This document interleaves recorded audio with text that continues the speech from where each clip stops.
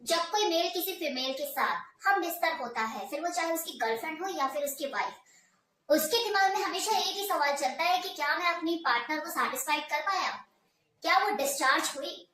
वो आदमी खुद फिजिकल लेवल पे भले सेटिस्फाइड हो जाए, लेकिन साइकोलॉजिकल लेवल पे मानसिक रूप से वो तब तक सेटिस्फाइड नहीं हो पाता जब तक उसे इस चीज का एहसास नहीं हो जाता कि हाँ, उसकी जो पार्टनर है वो डिस्चार्ज हो गई है।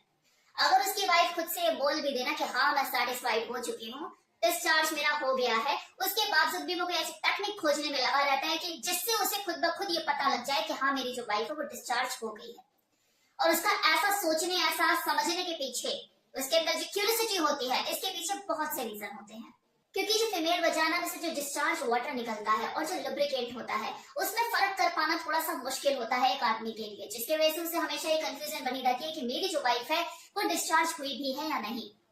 तो टेंशन ना लीजिए, क्योंकि मैं आज आपको इस वीडियो में ऐसी ट्रिक के बारे में बताने वाली हूँ जिसे समझकर आपके लिए जानना बहुत आसान हो जाएगा कि आपकी जो पार्टनर है वो डिस्चार्ज हो गई है या नहीं। तो वीडियो में लास्ट तक बने रहिएगा। अगर आप 7 अलग अलग फीमेल से उनके डिस्चार्ज होने का एक्सपीरियंस पूछोगे, तो वो सातों की सातों महिलाएं अपना अलग अलग एक्सपीरियंस ही बताएंगी, लेकिन उन सभी में एक चीज कॉमन होगी। वो क्या? उनका फील गुड का एहसास, जो कि सबको एक जैसा ही मजा देता है। अब प्रकृति ने तो जो औरत की शारीरिक बनावट है वो बनाई ही कुछ इस प्रकार की है कि सब कुछ ढका ढका सा है, छिपा हुआ सा है, स्पष्ट कुछ भी नजर नहीं आता। संभोग क्रिया के दौरान भी जब उसकी बॉडी में जो भी चेंजेस आ रहे होते हैं, जो मूवमेंट्स हो रहे होते हैं, वो सिर्फ और सिर्फ महसूस ही की जा सकती है, जो उस औरत को ही महसूस होती है। जो उसके साथ उस क्रिया में लीन होता है, उसका मेल पार्टनर, उसे तो कुछ समझ ही नहीं आता। खासकर वो जो कि इनएक्सपीरियंस्ड होता है, अपनी फीमेल पार्टनर की बॉडी में उस वक्त जो भी चेंजेस आ रहे होते हैं, जिस तरह की वो मूवमेंट कर रही होती है, उसके लिए समझना थोड़ा सा मुश्किल ही होता है। एक आदमी को इसलिए भी बेचैनी होती है इस बात को जानने की कि उसकी वाइफ डिस्चार्ज हुई या नहीं, क्योंकि वो खुद भी अपने आप को जानता है कि मैं कितनी जल्दी उत्तेजित हो जाता हूँ, और जितनी जल्दी उत्तेजित होता हूँ उतनी ही जल्दी ठंडा भी पड़ जाता हूँ। तो कहीं ना कहीं जब तक मैं एक्टिव रहता हूँ, क्या मेरी वाइफ को मैं सेटिस्फाइड कर पाता हूँ, उसको वो चरम सुख तक पहुंचा पाता हूँ, वो डिस्चार्ज हो पाती है, मुझसे सेटिस्फाइड है।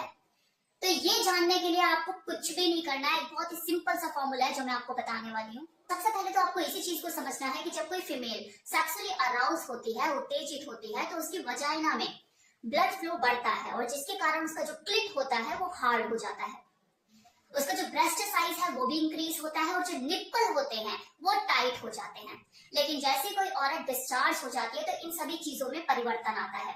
उसका जो क्लिट होता है वो लुंज पुंज हो जाता है, बिल्कुल पीनस वाली पोजीशन उसकी हो जाती है कि जैसे पीनस डिस्चार्ज होने से पहले खड़ा हुआ रहता है, लेकिन बाद में वो ढीला पड़ जाता है। सेम चीज क्लिट के साथ होती है, क्लिट भी लुंज पुंज पड़ जाता है। सेम इसी तरह से शारीरिक उत्तेजना होने की वजह से जो ब्रेस्ट साइज इंक्रीज हो जाता है, जैसे ही एक औरत डिस्चार्ज होती है उसका जो ब्रेस्ट का साइज है वो डिक्रीज हो जाता है, मतलब कम हो जाता है, और जो उसके निप्पल जो टाइट हो चुके होते हैं वो ढीले पड़ जाते हैं।